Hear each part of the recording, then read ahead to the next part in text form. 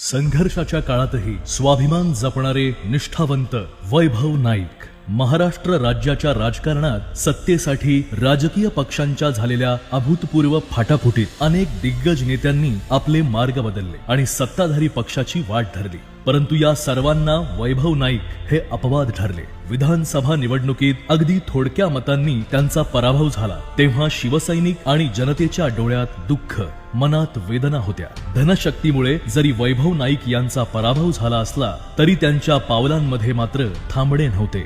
ज्या दिवशी निकाल लागला त्याच्या दुसऱ्या दिवसापासून ते जनतेच्या प्रश्नांवर पुन्हा रस्त्यावर उतरले। सामाजिक कार्यात खंड पडू दिला नाही। राजकारणातही त्यांनी सक्रिय राहून स्थानिक स्वराज्य संस्थांच्या निवडणुकींसाठी शिवसेना उद्धव बाळासाहेब ठाकरे पक्ष संघटना अधिक मजबूत करण्यावर लक्ष केंद्रित केले। त्यामुळे एकीकडे सिंधुदुर्ग जिल्ह्यात जिल्हा परिषद निवडणुका बिनविरोध होत असताना कुडाळ मालवण मतदारसंघात मात्र वैभव नाईक यांच्या नेतृत्वाखाली सर्व ठिकाणी तुल्यबळ लढत होऊन 49,000 मते शिवसेना पक्षाला मिळाली। एकंदरीत विधानसभा निवडणुकीतील पराभव हा वैभव नाईक यांच्या राजकीय प्रवासातील एक तात्पुरता अडथळा ठरला असला तरी त्यातून पुन्हा एकदा उभारी घेत त्यांनी जनतेशी असलेली आपली नाळ तुटू दिली नाही, हे यातून प्रकर्षाने दिसून येते। जनता संकटात असताना वैभव नाईक शांत बसले असे कधीच झालेलं नाही। प्रत्येक अन्यायग्रस्तांचा आवाज होण्याचा प्रयत्न त्यांनी केला। नुकसानग्रस्त आंबा आणि काजू शेतकऱ्यांना नुकसान भरपाई मिळवून देण्यासाठी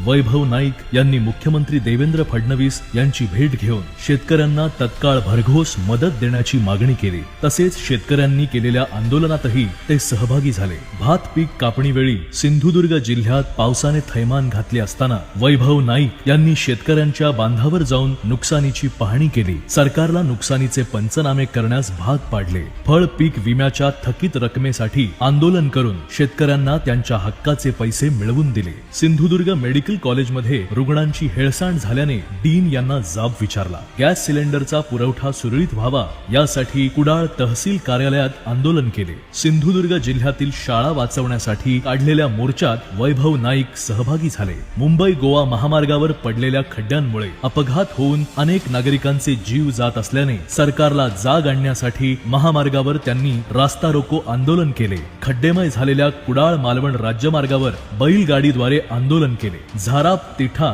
येथील महामार्गावर चुकीच्या मिडल कटमुळे शाळकरी विद्यार्थ्यांच्या झालेल्या मृत्यूचा महामार्ग अधिकाऱ्यांना जाब विचारला म्हणून वैभव नाईक यांना अॅट्रॉसिटीच्या खोट्या गुन्ह्यात देखील अडकवण्यात आले। वैभव नाईक यांना रोखण्यासाठी सत्ताधाऱ्यांनी कितीही प्रयत्न केले तरी जिल्ह्यातील प्रश्न सोडवण्यासाठी सत्ताधाऱ्यांशी आणि प्रशासनाशी त्यांचा संघर्ष सुरूच राहणार आहे।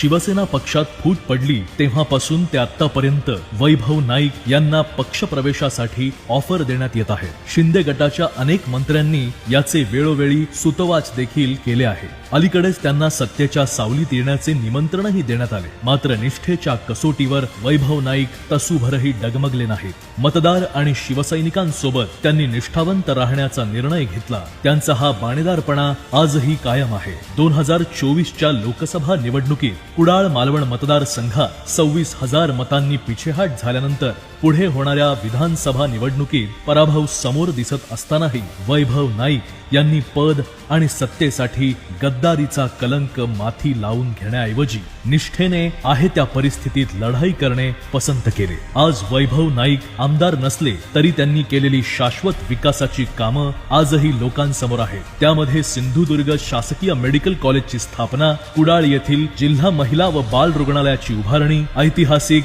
शिवराजेश्वर मंदिराचे नूतनीकरण व सिंहासनाची उभारणी, सिंधुदुर्ग किल्ले प्रवासी जेटी, कुडाळ मालवण ओरस या बस स्थानकांच्या नूतन इमारतींची बांधणी, कुडाळ येथे अद्ययावत क्रीडा संकुल व क्रीडांगणाची उभारणी, मालवण नळ पाणी योजना, मालवण किनारपट्टी भागात भूमिगत विद्युत वाहिन्या, मांडकुली, कोळंब, दुकानवाड, आंबेरी, उपवडे, अणाव, वराड, किर्लोस, पुळास येथील नदीवर मोठ्या पुलांची उभारणी, कुडाळ भंगसाळ नदीवर ब्रिज कम बंधारा, देवबाग येथे जिओ ट्यूब बंधारा, तळाशील देवबाग, सर्जेकोट, खोतजुवा, मसूरकर जुवा येथे दगडी धूप प्रतिबंधक बंधारे अशी एक ना अनेक विकास कामं वैभव नाईक यांनी प्रत्यक्षात करून दाखवली आहे. सत्तेच्या प्रलोभनांपुढे न झुकता प्रभू श्री रामांचा एकवचनी आदर्श डोळ्यासमोर ठेवून संघर्षाच्या काळातही स्वाभिमान जपणाऱ्या माजी आमदार वैभव नाईक यांना वाढदिवसाच्या हार्दिक शुभेच्छा.